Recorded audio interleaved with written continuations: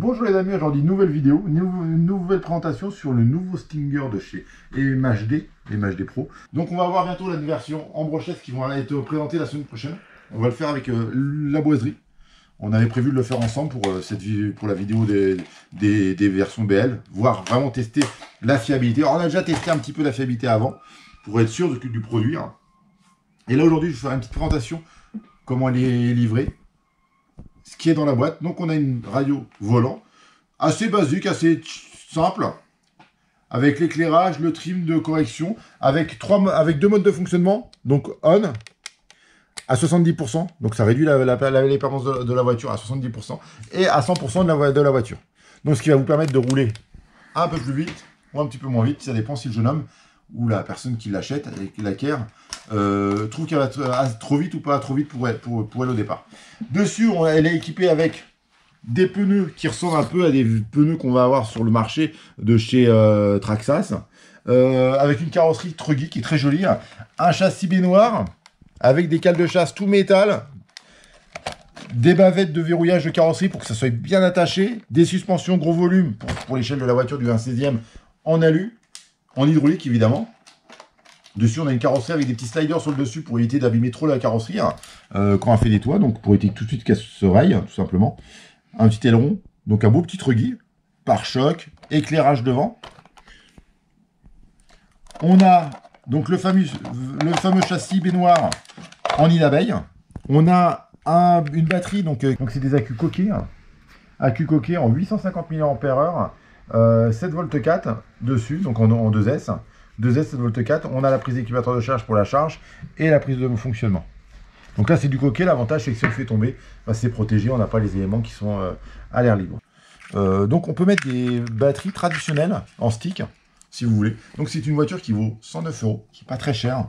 Dessus on a un châssis vraiment tout en nid d'abeille, de façon à avoir une structure très rigide, très solide.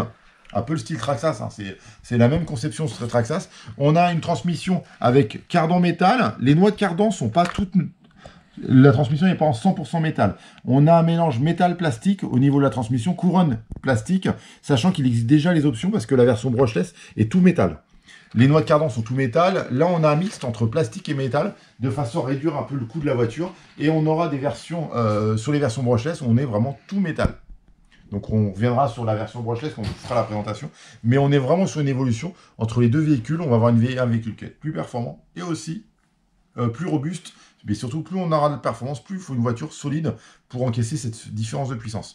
On a des cardans qui sont de gros diamètre, de façon que ça ne se torde pas facilement et que ça résiste vraiment à tous les chocs en fait, au maximum de chocs. Donc on a un petit moteur charbon, un système de 3 en 1, donc qui comprend le récepteur, le variateur en un seul morceau, contrairement au brushless qui est un petit peu différent à ce niveau-là. 4 suspensions hydrauliques, c'est une 4 roues motrices. L'implantation est très propre, c'est super caréné, donc c'est vraiment bien conçu en fait. Équipé évidemment radio 2 Go 4. Moi ce que je vous propose c'est tout de suite, on va sur le terrain.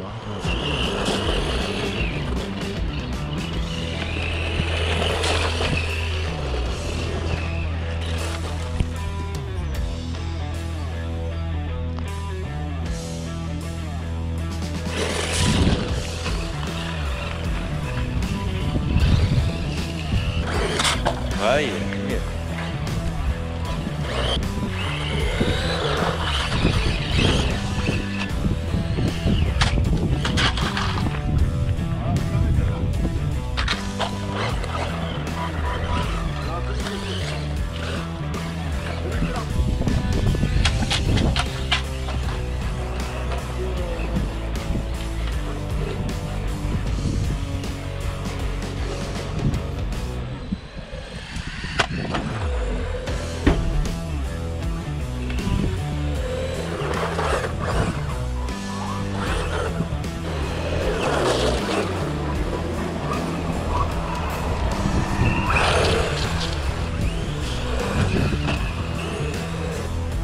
Suicide.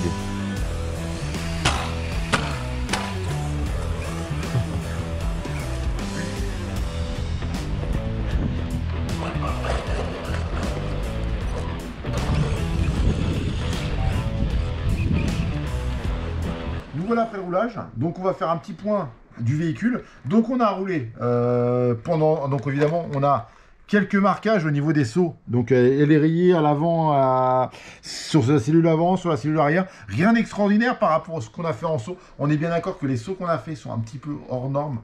Et on va être sur des 5-6 mètres de saut, ce qui est peut-être un petit peu trop pour ce style de véhicule-là, par rapport à la vitesse du véhicule. On a fissuré un tout petit peu la carrosserie à l'arrière. L'aileron est en parfait état, la voiture en bon état, tout est fonctionnel, hein. On peut la faire fonctionner tout de suite. On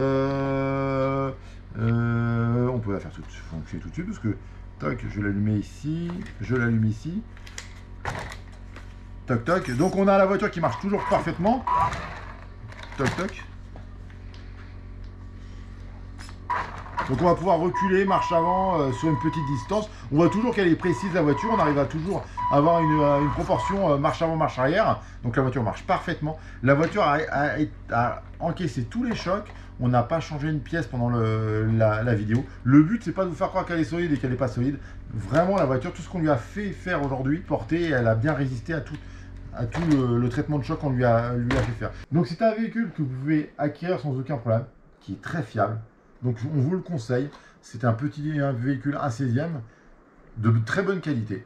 Et je vous dis à très bientôt sur une prochaine vidéo.